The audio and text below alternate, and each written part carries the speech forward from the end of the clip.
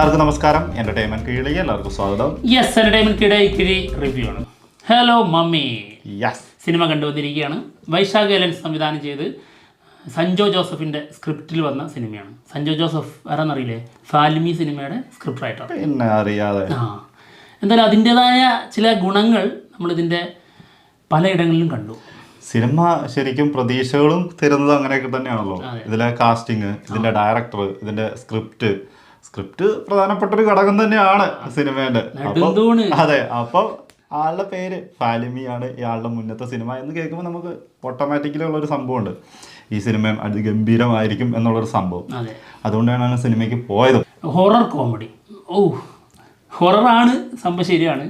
പക്ഷേ അതിൻ്റെ അടിയിൽ ഈ കോമഡി എന്ന് പറഞ്ഞ സംഭവം ഉണ്ടല്ലോ, അത് ഇത്രയും കിടിലനായിട്ട് വരിക, അത് കുറച്ച് റിസ്ക്കാണ്. ഇങ്ങനെ ഒരു ഹൊറർ കോമഡി അല്ലെങ്കിൽ ഇങ്ങനത്തെ ഒരു ജോണറിലുള്ള സിനിമ എനിക്ക് തോന്നുന്നില്ല ഇത്രയും ചിരിപ്പിച്ചൊരു സിനിമ ഇതുവരെ കണ്ടിട്ടില്ല. അതെ, സിനിമ എന്ന് പറയാൻ പറ്റില്ല, ഹാഫ് ടൈം വരെ തന്നെ മതി ഒരു സിനിമ എന്ന് തന്നെ പറയാം. കാരണം നമ്മൾ കൊടുക്കുന്ന പൈസക്ക് മുതലാകുക എന്ന് പറഞ്ഞാൽ അതൊക്കെ തന്നെയാണ്. അതായത് ഇന്റർവെൽ വരെ നമ്മൾ ഇരുന്നിട്ട് ഒരു മിനിറ്റ് ഇല്ല എന്ന് പറഞ്ഞാൽ ശരിക്കും ചിരിക്കാണ്ടിരിക്കുന്നത്, അത്ര ഗംഭീരമായിട്ട് വർക്കായിട്ടുണ്ട്. അടിപൊളിയായിട്ട് ചെയ്തിട്ടുണ്ട്. ഷറഫുദ്ദീൻ ഒരു രക്ഷയില്ല. എന്തൊരു മനുഷ്യനാണ് ചെങ്ങായി, എന്ത് സിമ്പിളായിട്ടാണെന്നറിയോ. അത് ഒരാള് വെറും ഡയലോഗുകളിലൂടെയും ചെറിയ ചെറിയ റിയാക്ഷനിലൂടെയും നമ്മളെ ചിരിപ്പിക്കണം എന്നുണ്ടെങ്കിൽ അയാൾ എന്തുമാത്രം പണിയെടുക്കണം. പക്ഷെ അയാൾ ഒരു പണി എടുക്കുന്നില്ല എന്നാണ് നമുക്ക് തോന്നുന്നത്. സിമ്പിളായിട്ട് വെറുതെ എന്തെങ്കിലും ഒരു വാക്ക് പറയുമ്പോൾ പോലും കോമഡിയാണ്. സ്ക്രിപ്റ്റിലും അതിൻ്റെതായ പ്രാധാന്യമുണ്ട്. അതായത് സിറ്റുവേഷൻ അനുസരിച്ചുള്ള ഡയലോഗ്സ് അത് ആൾ ഡെലിവറി ചെയ്യുന്നതും ഭീകരമാണ്. വല്ലാത്തൊരു മനുഷ്യൻ തന്നെ. കിട്ടില്ലെന്ന് പറഞ്ഞു കഴിഞ്ഞാൽ ഫസ്റ്റ് ഹാഫ് ഉണ്ടല്ലോ, ഞങ്ങളിത് എങ്ങോട്ടാണ് പോകുന്നത്, വേറെ ലെവൽ സിനിമയാണ് നമുക്ക് കിട്ടുന്നതെന്ന് തോന്നി. പക്ഷെ അതിന് ശേഷം സെക്കൻഡ് ഹാഫ് മുതൽ, അതായത് ജോണി ആൻ്റണി, ആളുടെ വൈഫ്, ഇവർ ഈ ഒരു വീട്ടിലേക്ക് വരുന്ന ഒരു സംഭവം മുതൽ കയ്യിൽ നിന്ന് പോയി. സത്യമായിട്ടും. അതായത് നമ്മൾ ഇന്റർവെല്ലിന് നമ്മൾ ഇറങ്ങുന്ന സമയത്ത്, ബ്രേക്കിന്റെ ടൈമിൽ നമ്മൾ ചിന്തിക്കുന്നത് എന്താ പറയുക, അതായത് ഈ ഇങ്ങനത്തെ ജോണറിലൊരു സിനിമ ഇത്ര ഗംഭീരമായിട്ട് നമ്മുടെ മുന്നിലേക്ക് തന്നു, ഇനി ഏത് രീതിയിലായിരിക്കും ഇവർ നമ്മളെ ഇനിയും എങ്ങനെ എന്റർടൈൻമെന്റ് ചെയ്യിപ്പിക്കുക എന്നാണ് നമ്മൾ ചിന്തിച്ചുകൊണ്ടിരിക്കുന്നത്. പക്ഷേ ഇന്റർവെല്ലിന് ശേഷം വന്ന് കയറി ഇരുന്ന് കഴിഞ്ഞ് കഴിയുമ്പോൾ വേറെ വഴിക്ക് സഞ്ചരിച്ചു വരും. അത് നോർമൽ ടിപ്പിക്കൽ പരിപാടി അതിലേക്ക് അങ്ങ് പോയി. പക്ഷെ ഫസ്റ്റ് ഹാഫ് അങ്ങനെ ആയിരുന്നില്ല, ടിപ്പിക്കൽ ആയിരുന്നില്ല. ഒരു ഫ്രഷ്നെസ് ഉണ്ടായിരുന്നു, ഭയങ്കരമായിട്ടുള്ള ഒരു വ്യത്യസ്തത നമുക്കിങ്ങനെ കിട്ടുമായിരുന്നു. അതായത് ഒരു ഫ്രഷ്നെസ് ഉണ്ടായിരുന്നു. അതാണ് സത്യത്തിൽ ഈ ഒരു തീം എന്ന് പറഞ്ഞു കഴിഞ്ഞാൽ ഒരു കൊറിയൻ മൂവിയിലെ ഒരു തീമാണ്. അതായത് ഒരു അന്തർമുഖിയായിട്ടുള്ള പെൺകുട്ടി, ആളുടെ കൂടെ ആളുടെ ഫ്രണ്ട്, അതായത് ഒരു ബസ് ആക്സിഡൻറ്റിലാണ് ആ കുട്ടി മരിക്കുന്നത്, ആളുടെ കൂടെ ഉണ്ടാവും. അപ്പോൾ ആളെ ആരും സ്നേഹിക്കാനോ കാര്യങ്ങൾക്കോ ഒന്നിനും ഉണ്ടാവില്ല. അപ്പോൾ ആ പെൺകുട്ടിയോട് ഒരാൾക്ക് ഇഷ്ടം തോന്നുന്നതും അവരുടേതായ ആ ഒരു പ്രശ്നങ്ങളൊക്കെയാണ് ആ സിനിമയിലുള്ളത്, ആ കൊറിയൻ മൂവിയിലുള്ളത്. എന്നാൽ അതിൽ നിന്ന് ഈ ഒരു സംഭവം മാത്രം എടുത്തിട്ടുള്ളൂ, ഒരു കണ്ടന്റ് മാത്രം ചെറുതായിട്ട് അത് മാത്രം എടുത്തിട്ട് വേറെ പരിപാടിയാണ് ഇവർ പിടിച്ചിട്ടുള്ളത്. അത് ഭയങ്കര സൂപ്പറായി വന്നിട്ടുണ്ട്. പക്ഷേ ഈ ഫസ്റ്റ് ഹാഫിൽ ഇവർ കൊണ്ടുവന്ന് ഇടുന്ന പല സംഭവങ്ങളും പിന്നീട് വെറുതെ ആവുകയാണ്. അതാണ് പ്രശ്നം. അത് ഫസ്റ്റ് ഹാഫ് എത്ര പറഞ്ഞാലും മതിയാവൂല, അത്ര ഗംഭീരമായിട്ടാണ് അവർ ഫസ്റ്റ് ഹാഫ് ചെയ്തു വെച്ചിട്ടുള്ളത്. പിന്നെ ഫസ്റ്റ് ഹാഫിൽ നിന്ന് സെക്കൻഡ് ഹാഫിലേക്ക് അങ്ങ് വരുമ്പോൾ തുടക്കത്തിൽ തന്നെ ഇങ്ങനത്തെ ഒരു സംഭവം കൊണ്ടുപോയിട്ട് കഴിഞ്ഞാൽ പിന്നെ സിനിമയിൽ നിന്ന് നമ്മൾ ഔട്ടാണ്. പിന്നെ നമ്മൾ സാധാരണ ടിപ്പിക്കൽ മലയാള സിനിമകൾ നമ്മൾ കണ്ട, മലയാളത്തിൽ നിന്നല്ല ഒട്ടുമിക്ക ഹൊറർ സിനിമകൾ നമ്മൾ കണ്ടുള്ള ഈ ബാധ ഒഴിപ്പിക്കൽ, ആ ഒരു ഇതെല്ലാം കൂടി അങ്ങ് മിക്സ് ആക്കിയിട്ട് ആ ലെവലിലേക്ക് സഞ്ചരിച്ചു. അതെ, പിന്നെ അതിലാണ് കൊണ്ടേ അവസാനിപ്പിക്കുന്നത്. അപ്പൊ തന്നെ നമുക്ക് അതുവരെ തന്ന സാധനം എന്താന്ന് ചിന്തിച്ചു പോയി സത്യത്തിൽ. അതായത് നമ്മൾ ഈ സിനിമയിൽ നമ്മൾ ഷറഫുദ്ദീൻ്റെ ഭാഗത്ത് അല്ലെങ്കിൽ ആയുഷ്മിൻ്റെ ഭാഗത്ത്, ഈ രണ്ട് കഥാപാത്രങ്ങളുടെ ഭാഗത്താണ് നമ്മൾ നിൽക്കുന്നത്. ഇതിൽ ഈ ഹൊറർ എലമെൻറ്റ്സ് ഉണ്ടല്ലോ, അതിൽ ആൾക്ക് എന്ത് സംഭവിക്കുന്നു, ആൾ ലാസ്റ്റ് എന്താവും, അതൊന്നും നമുക്ക് വിഷയമല്ല. ശരിക്ക് നമ്മൾ ഇവരുടെ കൂടെയാണ് നമ്മൾ സഞ്ചരിച്ചുകൊണ്ടിരിക്കുന്നത്, ഈ പ്രേക്ഷകർ. അപ്പോൾ സെക്കൻഡ് ഹാഫിലേക്ക് വന്നു കഴിഞ്ഞപ്പോൾ ആൾ ഇവരെ വിട്ട് പോകുകയോ ഇല്ലയോ എന്നുള്ളതിനാണ് ഇവർ കൂടുതൽ പ്രാധാന്യം കൊടുത്തത്. അതാണ് പ്രശ്നമായത്. ഈ ഷറഫുദ്ദീനെ ഈ ക്യാരക്ടർ മമ്മി ഏറ്റെടുക്കുകയോ ഇല്ലയോ, ആളോട് തോന്നുന്ന അറ്റാച്ച്മെന്റ് എന്ത് എന്നുള്ളതൊക്കെ ആയിരുന്നു രസം. പക്ഷേ അതൊക്കെ ആകെ കൈവിട്ട് പോയി, വേറെ ലെവലിലേക്ക് ആയി.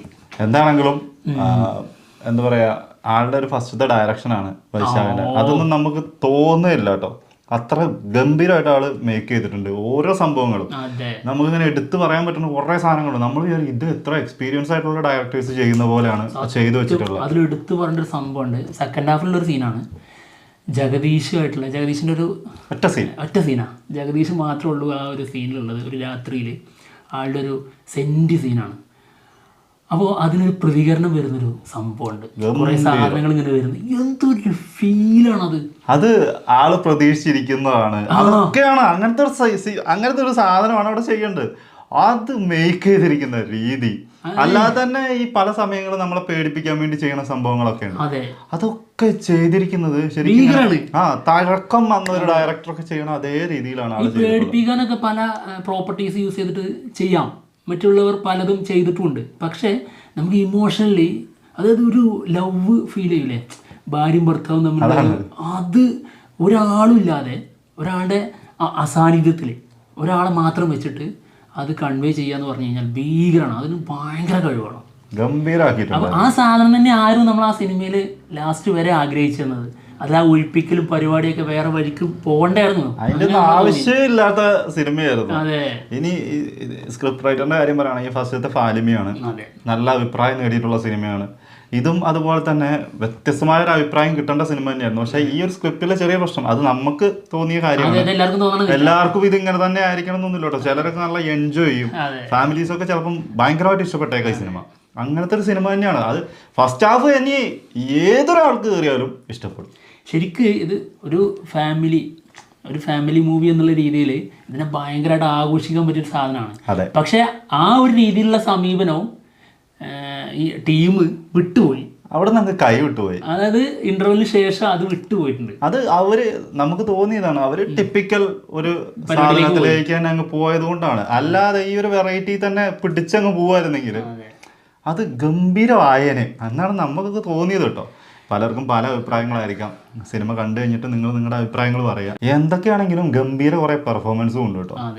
അജു വർഗീസ് അടിപൊളിയായിട്ടുണ്ട്. പിന്നെ ഒരു ഒന്നൊന്നര സാധനമുണ്ട്. പിന്നെ അതേപോലെ ആയിഷു കേട്ടോ, ഗംഭീരമായിട്ട് പെർഫോം ചെയ്തിട്ടുണ്ട്. പിന്നെ എടുത്തു പറയേണ്ടതാണ് ജഗദീഷ്. പിന്നെ നമ്മുടെ ആളെന്താണോ ചെയ്തു പോരുന്നത് ആ സാധനം തന്നെ സ്ഥിരം പരിപാടി. പിന്നെ ബിന്ദു പണിക്കർ പക്ഷെ ബിന്ദു പണിക്കറിന്റെ ആവശ്യം ഉണ്ടായിരുന്നില്ല. അതാ ഞാൻ പറഞ്ഞത്. അതാ ജോണറിൽ നിന്ന് മാറിയപ്പോഴേ ഇതിന്റെ ഒക്കെ കഥ കഴിഞ്ഞു. പിന്നെ ഇവരുടെ പെർഫോമൻസിന്റെ കാര്യം പറയാം. കാരണം ബിന്ദു പണിക്കർ നല്ല കിടിലനായിട്ട് ചെയ്തിട്ടുണ്ട്. കണ്ടിട്ടുണ്ട്. എനിക്ക് തോന്നുന്നു മറ്റേ സൂത്രധാരനിലൊക്കെയാണ് അങ്ങനത്തെ ഒരു ഭീകര ഒരു സാധനം കണ്ടിട്ടുള്ളൂ. അതിനുശേഷം ഇത്രയും ടെററായിട്ട് വരുന്ന ഇതിൽ തന്നെ ഉള്ളു. പിന്നെ നമ്മുടെ ആദ്രി ജോയി, ജോമോൻ ജോദർ, ഇവരുടെയൊക്കെ പെർഫോമൻസ് ഗംഭീരമാണ്. പക്ഷെ ഇവർക്കൊന്നും കൂടുതലൊന്നും ചെയ്യേണ്ട അവസരം ഷറഫുദ്ദീൻ കൊടുത്തിട്ടില്ല എന്നുള്ളതാണ്. ഷറഫുദ്ദീന് ഇതാരും വേണ്ട, ഞാൻ ഒറ്റയ്ക്ക് ഹാൻഡിൽ ചെയ്തോളാം എന്ന് പറഞ്ഞിട്ട് കൊണ്ടുപോകുന്ന ഫീലാണ് നമുക്ക് തോന്നിയത്. ജോമോന് തീരെ സ്പേസ് ഇല്ല, വളരെ കുറച്ചേ ഉള്ളൂ.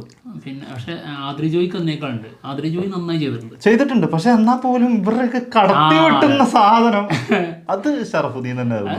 മൊത്തത്തില് അതായത് കോമഡി ആള് തന്നെയാണ് കൈകാര്യം ചെയ്യുന്നത്. മെയിൻ ഹീറോ റോളും ആള് തന്നെയാണ്. ആള് സ്വന്തം ചുമരിലങ്ങ് എടുത്ത് വെച്ചേക്ക. ആളെ ഇങ്ങനത്തെ ക്യാരക്ടറുകളിലേക്ക് എപ്പോഴും ചൂസ് ചെയ്യാം എന്നുള്ളത് ഒരു ആള് ഇതുവരെ ചെയ്തിട്ടില്ല ഇങ്ങനത്തെ ഒരു ക്യാരക്ടർ. പിന്നെ നല്ല സ്റ്റൈലിഷ് ലുക്കും, ഗംഭീര ലുക്ക്, ഭയങ്കര അടിപൊളി ലുക്ക്.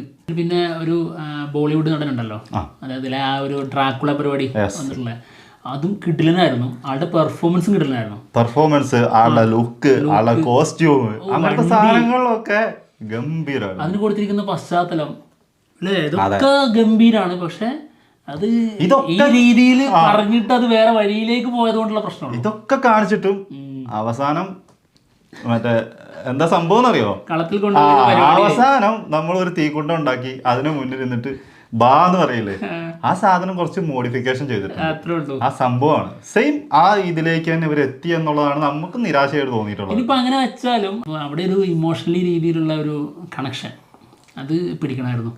അതില്ലാത്തതിന്റെ പ്രശ്നമുള്ളൂ. അത് സ്ഥിരം ഇമോഷൻ അല്ല കേട്ടോ. സ്ഥിരം നമ്മൾ കണ്ടിട്ടുള്ള ഇമോഷൻ ടൈപ്പ് അല്ല. അവിടെ പലതിലും ഇമോഷൻസ് കൊണ്ടുവരാൻ പറ്റുമായിരുന്നു. അത് ചെയ്യണമായിരുന്നു. അത് ആദ്യത്തെ ഹാഫിൽ ഇട്ട് വെച്ചിട്ടുണ്ട്. പക്ഷെ അത് അവര് കാര്യാക്കാതെ കൈവിട്ട് തട്ടിക്കളഞ്ഞു. കാര്യാക്കാണ്ട് അവര് പഴയതിലേക്ക് പോയി, അത്രേ ഉള്ളൂ. എന്താണെങ്കിലും സിനിമ വൺ ടൈം വാച്ചബിൾ ആണ്. എന്തായാലും സിനിമ തിയേറ്ററിൽ പോയിട്ട് കണ്ടിട്ട് നിങ്ങളുടെ അഭിപ്രായങ്ങൾ നിങ്ങൾ പറയാം കേട്ടോ. അപ്പൊ എന്തായാലും റേറ്റിംഗിലേക്ക് പോവാം. 5.5 ഔട്ട് ഓഫ് 10. യെസ്. അപ്പോൾ എന്തായാലും ഞങ്ങൾ പോവാണ്. മറ്റുള്ള വിശേഷങ്ങളുമായിട്ട് ഉടനെ തന്നെ കാണാം. ബൈ. ബൈ.